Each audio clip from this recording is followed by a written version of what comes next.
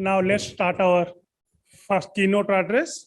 This is by none other than Professor Larry J. Zimmerman, Professor Emeritus in Anthropology and Museum Studies at Indiana Universities. Throughout his career, he has challenged archaeologists to collaborate with communities to find ways that make archaeology more useful for contemporary life, especially for people marginalized by the discipline. In 2008, the World Archaeological Congress, one of the largest archaeological body in the world, presented him the inaugural Peter J. Uko Memorial Award. In 2020, the Society for American Archaeology presented him the Lifetime Achievement Award for his role in developing indigenous archaeology. And in 2021, in the midst of the COVID, the Royal Anthropological Institute awarded its Lucy Mary Memorial Medal and Mars Prize for Applied Anthropology for advocating repatriation of ancestors and their belongings. His current research uses archaeology to study contemporary campsites of homeless people to challenge negative narratives about homelessness and to advise communities how to improve delivery of support services. I do not think you all of you will also agree with me that we would have a better scholar than Professor Zimmerman to address this gathering as a keynote address. Professor Zimmerman, floor is yours. Oh, is my microphone on and can you hear me? Yes. Yes. And is the shared screen on as well? Yes. Just a second. Okay. Yeah. It's always very interesting to see your giant head projected on a screen. I don't want to spend too much more time being on the screen, so I will turn off my video in a few moments, but I'll leave the audio on, of course. It was very impressive to see all the interdisciplinary groups that are involved in this project, and I commend you on that, and I hope you can continue that in the future. Sometimes it's incredibly difficult to do so. I also wish to say to those of you who said, like Gary Jackson and a couple of others, that they were anthropologists, not archaeologists. And I would remind some of us who think we're archaeologists that, as one of my anthropology professors said, you are anthropologists first, no matter what you think you are. And I kind of go from that as a way to take off in most of my research to think that I can't just see things from the view that archaeologists usually use. But then I'd like to say greetings to you all. I first wish to thank all the sponsors, the staff, and volunteers of this international workshop for their kind invitation to say a few words about how unsettling archaeology can help raise self-respect for marginalized people and even contribute to their well-being. By recognizing these benefits and their role as facilitators, that is, persons who make a process easier, archaeologists might even contribute to their own well-being. I must warn you from the start that what I will be describing to you is a risky venture, but failing to unsettle archaeology carries far more risk. I'll try to illustrate all this by comparing several recent archaeological projects involving homeless people with which I have been observing from my experiences with indigenous archaeology as well. Compressing what I've learned from more than 50 years experience as an archaeologist into 45 minutes or so proved difficult. But I realized finally that you would not be in this workshop if you had not already unsettled archaeology in some way or have an interest in doing so.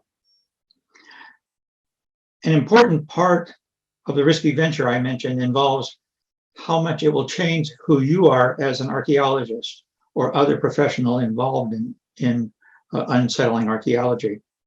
Preparing this lecture caused me to recognize how infatuated I was with archaeology when I started my postgraduate training. Over the years, I became deeply troubled about what the discipline has done and how resistant to change it's been. What has sometimes been called the romance of archaeology dimmed for me, and I began to take a more realistic perspective. This change was mostly due to close work with Indigenous people on nearly every day for the first 30 years of my career. First with Native Americans, especially students, but then with other Indigenous people I met through work with the World Archaeological Congress, and most recently with homeless people. I also have come to realize that my disquiet was really with archaeologists, not archaeology itself. So let me compress all of what I've learned into what may seem to be a few interrelated ideological binaries. They actually are continua, not binaries, with the binaries just being at the end of this open space. That space allows for flexibility in thinking and for change. What changes your position on a continuum is to become unsettled from being settled. So let's start with that. Being settled has many definitions, but let me simplify them by saying that being settled is being comfortable with who you are or where you are. Being settled is related. I understand that the current usage of unsettling archaeology is in relation to archaeology's origins as a product of colonialism and accompanying spread of settler societies. We've been working at unsettling, that is, decolonizing archaeology for more than 5 decades. You can see the evolution of unsettling archaeology theory and method in archaeology media, as shown briefly by just a few examples in the next 3 slides that I'll show you. They show that the pace of decolonization is increasing, but will we ever really be able to say the process is finished?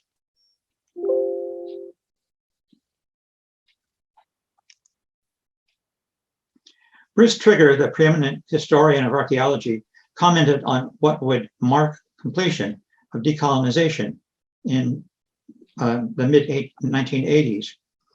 He recognized that archaeology was being challenged during the early years of debates about repatriation, but provided an answer later. In his foreword to Archaeology at a Crossroads, edited by George Nicholas and Tom Andrews, Trigger suggests that archaeology will not be decolonized until there are a substantial number of qualified and practicing Native archaeologists. 13 years after Crossroads, Nicholas edited the first edition of Being and Becoming Indigenous Archaeologists, with vignettes of 37 Indigenous archaeologists included in the book. That number is certainly increasing quickly. Nicholas tells me that the second edition is well along and that there are now far too many Indigenous archaeologists to include in one volume. These are articles and books that show the pace of this decolonization, this unsettling. The line at the top of the books that have the dates on the top of them show you progress along the way. But the books on the bottom row are books published since 2015 and show the flood of archaeology's movement toward decolonization. Recent articles and book chapters are vast in number now. Most are case studies and methodology or regional studies. More recently, non-print media, blogs, webinars, online exhibits, videos, and lectures are everywhere and seem to offer more rapid updates and sharing of developments, issues, and opinions. And you will note in the top center 2 of the participants in this particular unsettling of archaeology workshop, Dorothy Lippert and Desiree Martinez. The first ideological continuum is actually between the settled and unsettled binary. So let's look at the unsettled end more closely. As I mentioned, you probably wouldn't be at this workshop if you hadn't been involved in trying to decolonize, that is, unsettling archaeology. But let me ask you now to consider your own understandings of unsettled in broader meanings, because those will inevitably be more specific and personal. Frankly, the specific and personal is where many risks come from by and for Indigenous and other marginalized people. Here are some dictionary definitions and associated synonyms for unsettled. To loosen or move from a settled state or condition, to lose control, to make unstable, to disorder, to perturb or agitate mentally or emotionally. And then you can see a greater number of synonyms for it. Many of them are rather interesting, like freak out, weird out, and so forth. I kind of prefer the strange ones at the end of the list. There are also some idioms that refer to a specific action. One is to shake things up. My favorite idiom, though, comes from one of my former students who knows my history with repatriation issues. After reading my comment in Antiquity, Changing Archaeology's Brand Would Help, he said this to me: "You always like to rock the boat, don't you?" Now, that's my favorite idiom for unsettling archaeology. I'd have to agree with him. Rocking the boat can be both unsettling and fun, and it can also be addictive. But remember, I mentioned that to unsettle can be personal. I've discovered that many colleagues just don't like to get wet or haven't learned how to swim yet. But if things work out, it can be a real adventure. If it doesn't, just let me say that I've gone overboard and gotten wet a few times, but I also do know how to swim. Unsettling happens for a range of reasons. Some are accidental or utterly serendipitous. One was starting my career by getting the only job in my specialty, pre-contact Great Plains Northern Archaeology, that was advertised in the United States in 1974. That job changed the course of my view of archaeology and my life. The job was at the University of South Dakota, which is just on the eastern edge of the northern Great Plains. 8 Native American Indian reservations are nearby, which meant that many Native students came to the university and lots of them took my classes. As they grew to trust me, I started to hear more and more about their everyday lives, their problems and successes, and dreams for their futures. South Dakota at that time also happened to be a focal point for intense Native American activism. I had not realized it until then that archaeology was a target of anger, partly because of archaeology's reputation for collecting human remains and belongings of their ancestors. It was very unsettling to hear how much some people hated archaeology, a profession that I loved. Yet I also saw that some students could see the utility of archaeology and were even interested in becoming archaeologists, as they told me, so they could tell the story of their people right, as a couple of them said. Many also expressed fear of even mentioning to their families and friends that they were interested in becoming archaeologists. Some of my Native colleagues at the university also expressed deep suspicion of me as an anthropological archaeologist. Continually having to face that and having to explain and justify archaeology forced me to rethink who I was as a person and as an archaeologist. I suppose that nearing the end of my career, I might say that I finally am getting a bit more settled as a person, but as an archaeologist, I most certainly am not. I find that now I have many more questions than answers. And that is, well, I guess you just insert any of those definitions or synonyms for unsettled to finish my sentence, and that will apply. The next bit of unsettling serendipity was the 1978 discovery of the Crow Creek Site massacre. Because the site is on the Crow Creek Sioux Reservation, close interaction with people from the tribe was inevitable from the start. A large pre-contact village site of a culture known to be ancestral to the Arikara Nation was being eroded by waves from a reservoir created by a dam along the Missouri River in central South Dakota. A looter looking for artifacts uncovered the edge of a mass of human bones and destabilized one edge of the site. I was asked to direct recovery of the remains so that federal authorities could protect the site from more damage. In the process, a pile of human remains with a minimum number of 486 individuals was uncovered, which is shown by the intentionally blurred image on the slide. Analysis of bones indicated that many people had been mutilated and dismembered. The massacre was radiocarbon dated at around 1325 CE, about 400 years before known European contact in the area.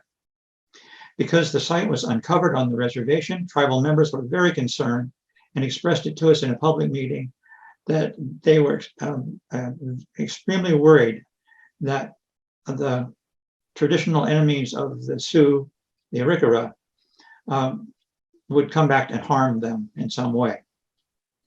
Initially, a tribal government official claimed that the Sioux were traditional enemies of the Arikara and that the site was the last big battle between the Sioux and the Arikara. When he heard about the mutilations, he changed the story and said it was obviously more recent and that whites had killed the people. He also claimed that the reason we found very little evidence of weaponry was that the invaders had used wooden bullets. He was adamant that the Sioux would not have carried out such butchery, nor would other Indians. He was more comforted when he heard the C-14 date because the Sioux were not believed to have crossed the Missouri River before about 1500 CE. Still, many members were so very worried about the ancestors of the Arikara seeking vengeance. So they wanted respectful treatment of the remains and a promise that after study, the Arikara ancestors would be returned and reburied. We agreed to that. They also suggested that a holy man should do ceremony, which he did. You can see that in the lower right image on the screen. A holy man named Bill Schweigman from Rosebud Reservation. And that Indian guard should be part of our team, as in the upper right photo with the teepee. I'll leave Crow Creek for a moment, but come back to it relatively soon. This brings me to my second ideological continuum, truth versus validity. Notice that I did not say true versus false or truth versus lies. There's a profound difference between validity and truth, but the differences are often ignored and the meanings conflated when they shouldn't be. Validity is what scientists, in this instance archaeologists, are after, not truth. What non-scientists often believe can be true, but not necessarily valid. Validity is authority based on arguments, proof, and assertions, or something that's well-founded, which is the very stuff of science. Truth, on the other hand, is that which is real, I put that in parentheses or quotation marks, in accordance with facts, and agreeing with a standard or an authority, which is usually accepted on the basis of faith with little question of challenge. Can truth be valid? Can something that is valid be true? Yes to both, but they don't have to be. These, I admit, are delicate differences, I understand, but although they do overlap, they are not the same. Again, archaeology seeks validity, not truth. Assessment of validity is based on the consistency of assumptions, logic, and data used within a theoretical framework. Archaeology should not claim that they seek the truth, something which is perpetually and utterly elusive for scientists, for any truth is a goal of science. It's forever out there, but unachievable. When an archaeologist proclaims some explanation to be truth, such a statement should be worrisome. So what archaeologists offer is hypotheses, not truth. Hypotheses will be tested, some will be rejected, and those that can't be rejected remain potentially valid, but most will be rejected as new sites are found and new data are developed. We use that process to develop new hypotheses then, which are also eventually tested, and the process starts all over. That makes the development of archaeological stories slow to develop and sometimes even slower to change, which many non-archaeologists don't understand. So, when it comes to knowing heritage and traditions, archaeological stories are not any group's stories of their own pasts. They may have very different epistemological foundations and different sources of data. Many indigenous people see archaeological stories as extensions of fantasies originally told by the conquerors and colonists. This does not, however, invalidate the stories archaeologists tell. The stories may overlap, but often do not even deal with the same things. This is the problem the tribal official found himself in when he tried to explain the Crow Creek Massacre and who did it. He based his explanation on received wisdom, but ran headlong into the power of archaeological evidence, that is, artifacts or a lack of them. The mutilations were very evident, and so was the radiocarbon date. We archaeologists also do not know who did the massacre or why, but we have offered multiple working hypotheses. The validity of some have been challenged and rejected, but a few remain. Archaeological evidence does not lie, but archaeological interpretation can be misguided or wrong. Or as it was once phrased to me, archaeologists might lie, but artifacts don't. This becomes a major area of risk or concern for all archaeologists, indigenous or otherwise. If explanations come from any political agenda, and if data are cherry-picked, that is, if data are specifically selected from a larger set of data, overlooking contrary data to support a particular truth, it's suspicious.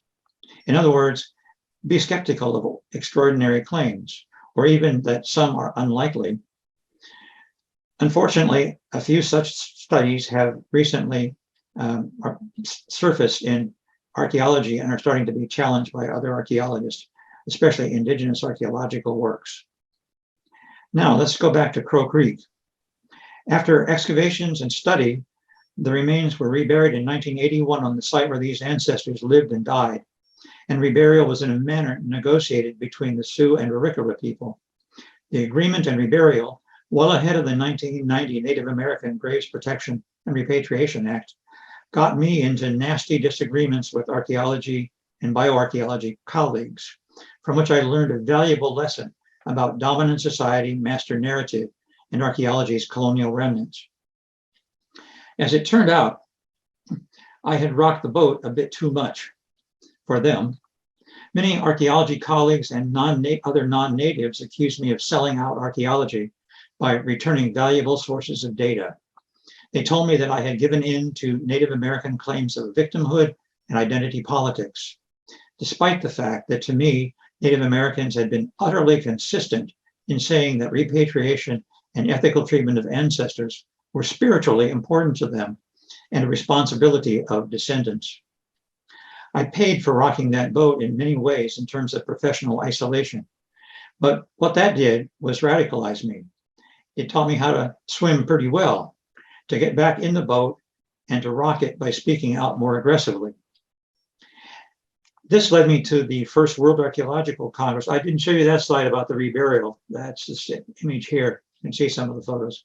One thing I would note at the bottom line here, it says on this, remains were placed in 6 vaults and buried on the site. Several Christian and traditional Dakota and Arikara ceremonies were offered.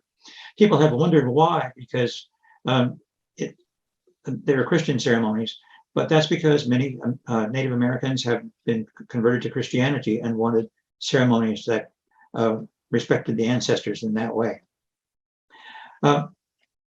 As I mentioned, I went to the World Archaeological Congress in 1986, the first one, where I gave and later published a paper made radical by my own, An Archaeologist Learns to Accept Reburial. My opinion was and still remains that archaeologists' scientific curiosity and needs should not supersede all other human needs. I also met a few other archaeologists who shared my opinions and indigenous people from around the world who also struggled with how archaeology was being practiced.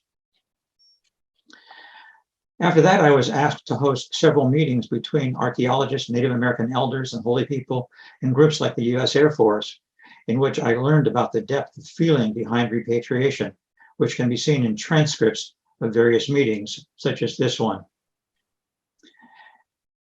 In 1989, the WAC Executive Committee invited me to host WAC's first Intercongress on Archaeological Ethics and the Treatment of the Dead, from which the Vermilion Accord was derived. The Accord was the first major statement supporting the right of indigenous people to control how their ancestors are treated by archaeologists. Presentations were challenging and sometimes heated, but the emphasis was on mutual respect, a word used in each of the 6 clauses of the Vermilion Accord. A reburial after the meeting showed that a collaborative spirit was developing. And yes, the picture of me in the upper right, I did have a lot more hair, and the hair was also very much browner than it is now. I believe that WAC's approach and passage of the 1990 Native American Graves Protection and Repatriation Act in the United States were major factors in the development of indigenous archaeology. Along with this came a revised recognition of archaeology, which offered powerful tools and interpretation, if carried out responsibly, and respectfully in full collaboration with Indigenous people. What I concluded in all of this is relatively straightforward.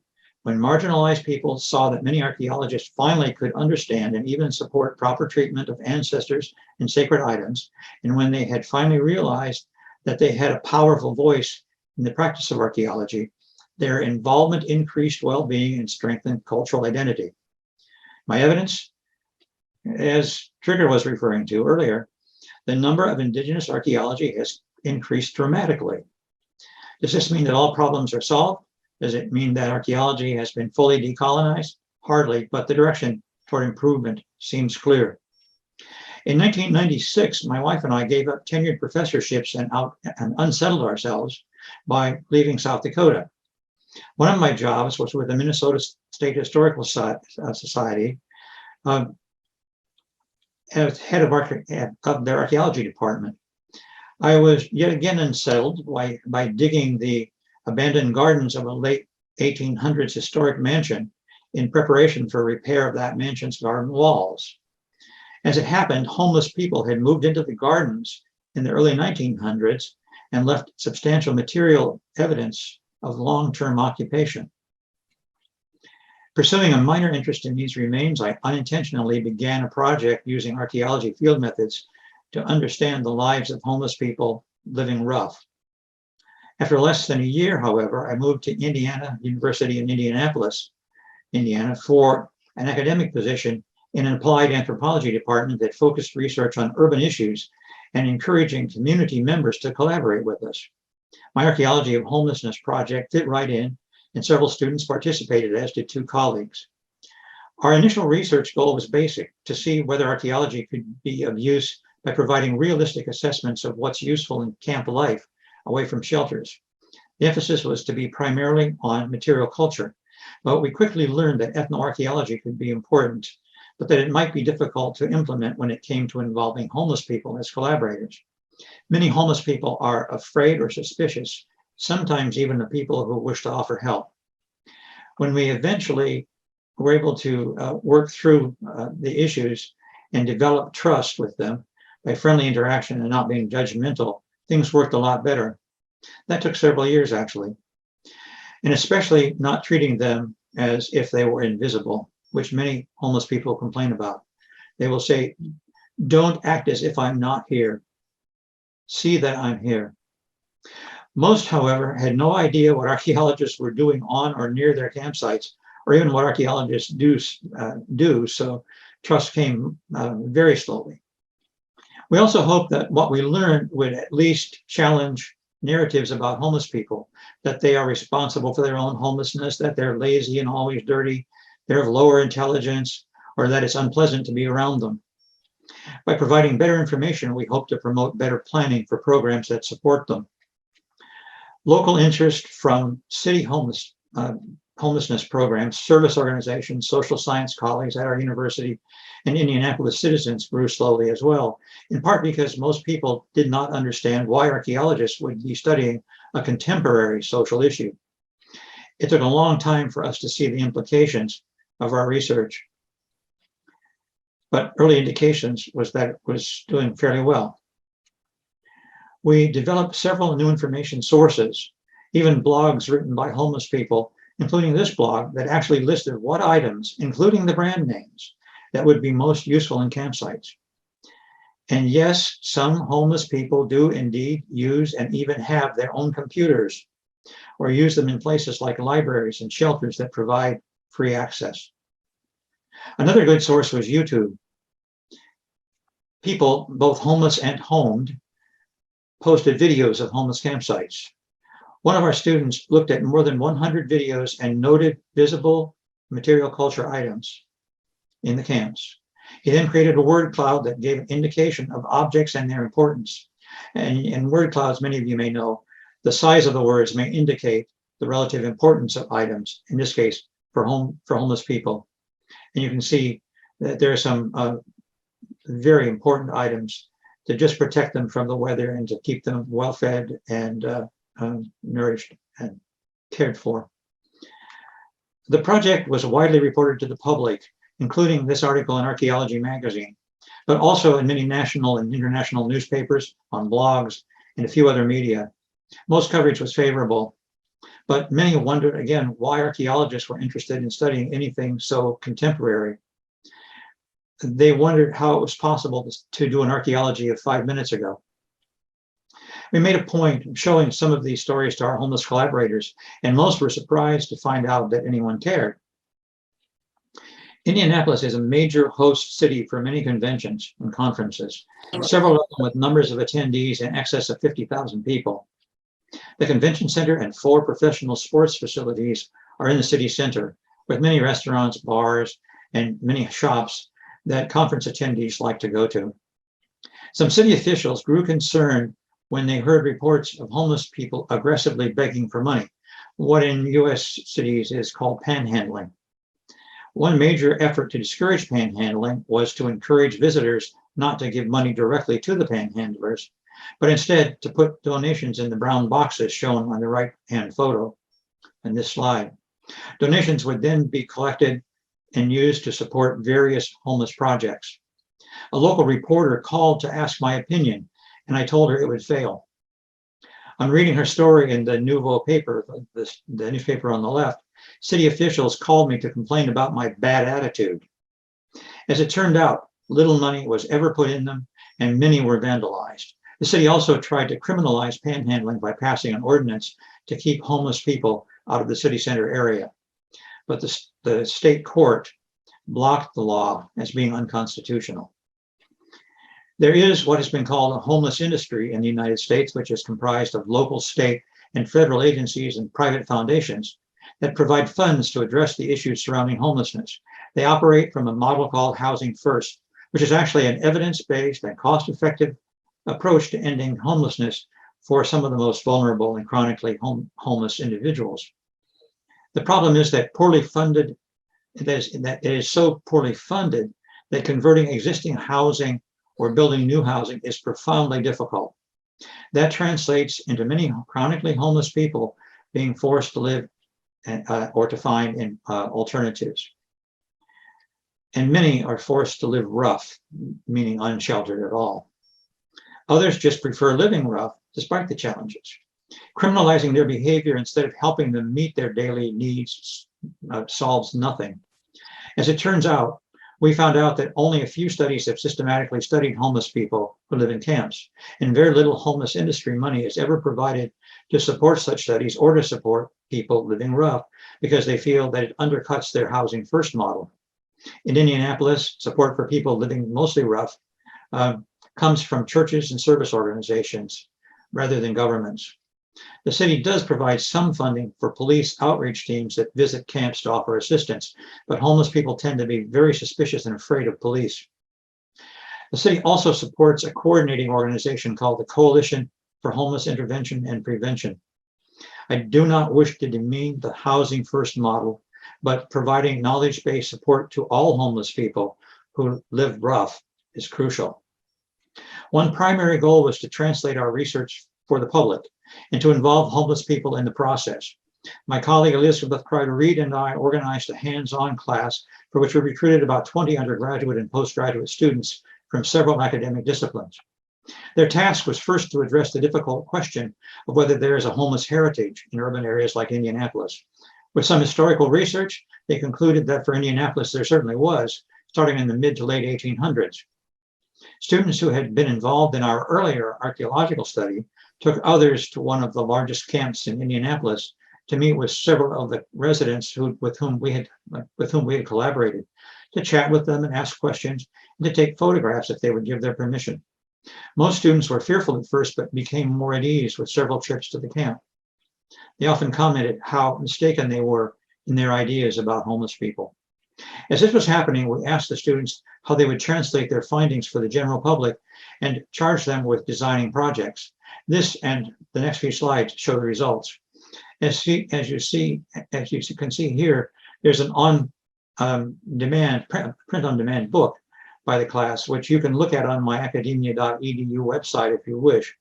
Copies were provided to our collaborators, who seemed extremely pleased with the book, and they were passed around to some of the city officials. Some students designed a photo exhibit with input from our homeless collaborators, which you can see in the upper right, an exhibit that was displayed in the Central Indianapolis Public Library for a month.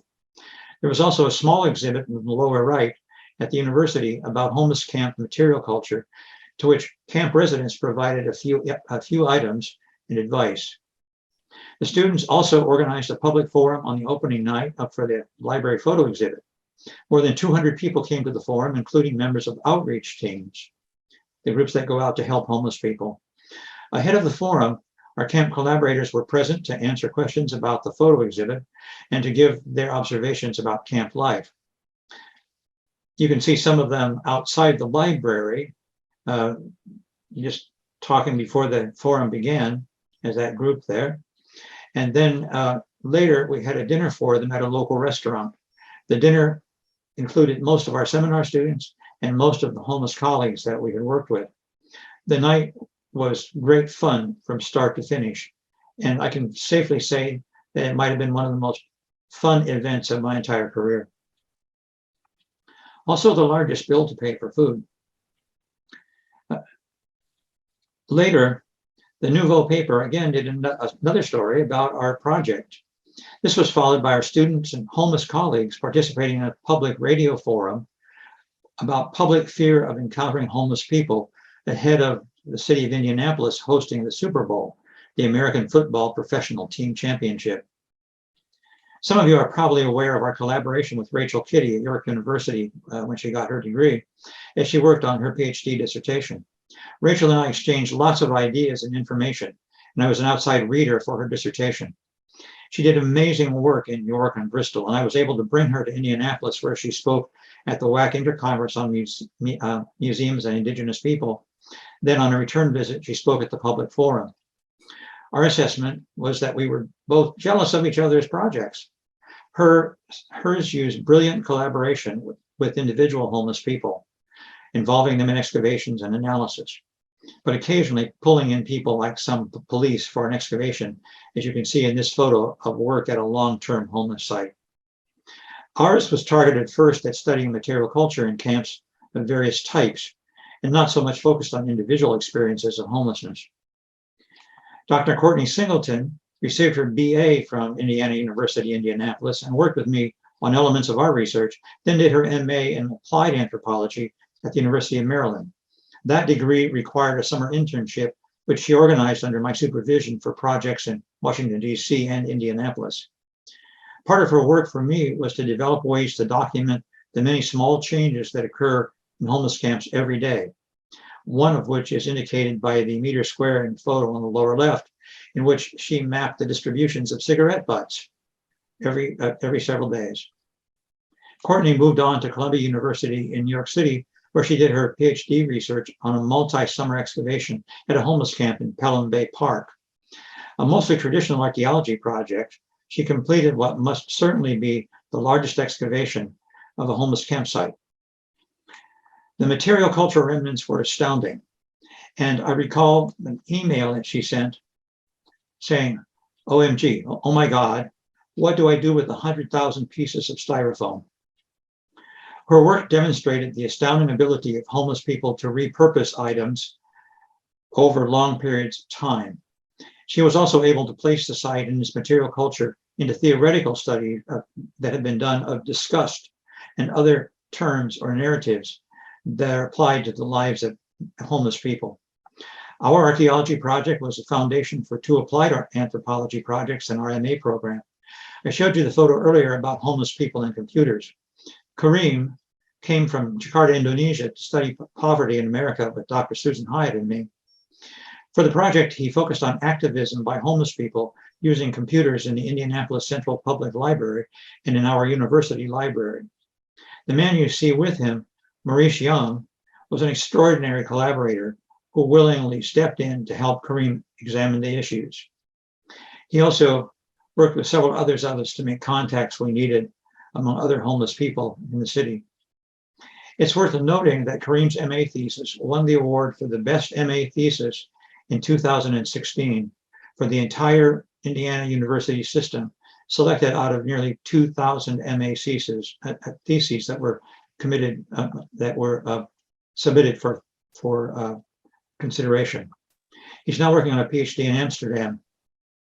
Brian Laws, in the lower photo, recently finished his MA on his study of outreach teams and their relationship with the homeless industry in Indianapolis, especially involving military veterans. He's an Army veteran.